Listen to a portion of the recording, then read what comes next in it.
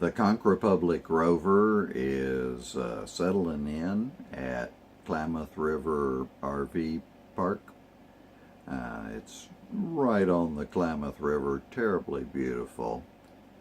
And tonight I'll be honest, I've been smoking a little bit.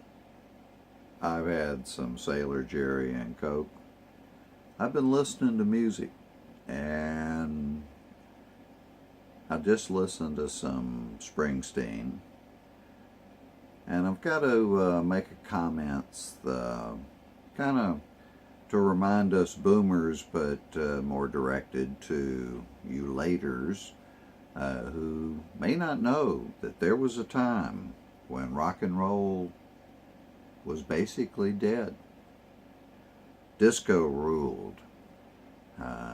And by ruled, you may not understand that the only way you listened to music was on the radio or in clubs.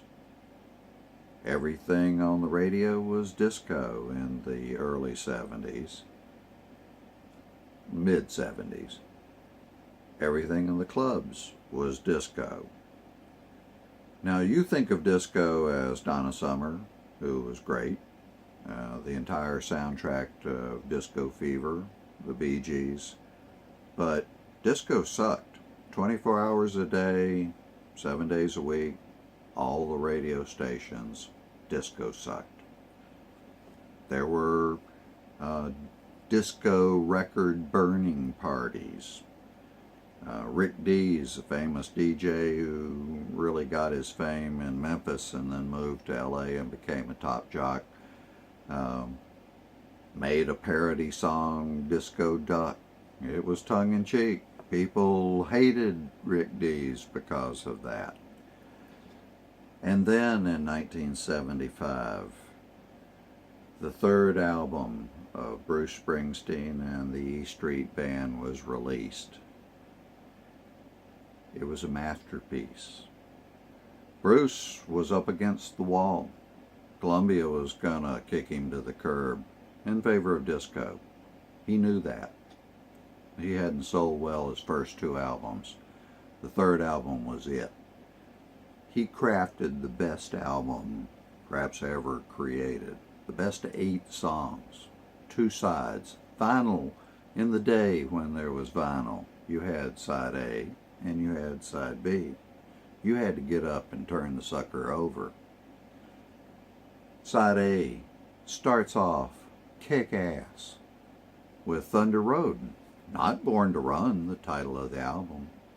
It ends with Backstreets, pretty much the only song other than Streets of Philadelphia that Bruce ever recorded that clearly illustrated his support of the gay community. And then you get up, you turn the album over, and Born to Run comes up. And the album finishes up with Jungle Land, just a stunning piece of music. When the big man wails that saxophone, it's a beauty. And tears rolling down my eye. I saw the concerts. Bruce had some problems. And he toured with Born to Run for, I don't know, I think it was like 3 years, because he couldn't release his next album. And then everything cleared up and he became what he is now. But I saw the Born to Run tour and it was stunning. And I saw it twice actually, and then the Darkness of the Edge of Town, and then the River tour.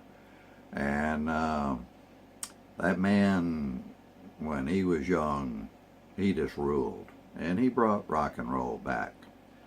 Disco sucked, but there was no one else. And then the stations had to play Bruce Springsteen.